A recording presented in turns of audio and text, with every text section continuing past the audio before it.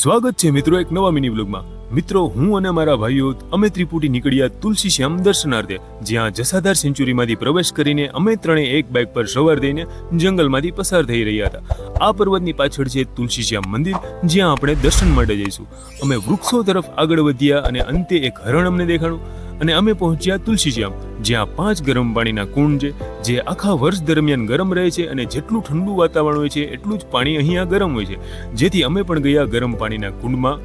પાણી ખૂબ જ ગરમ હતું અને તે તમારી ચામડીને બાળશે નહીં અને આ પાણીથી શારીરિક બધી તકલીફો દૂર કરે છે।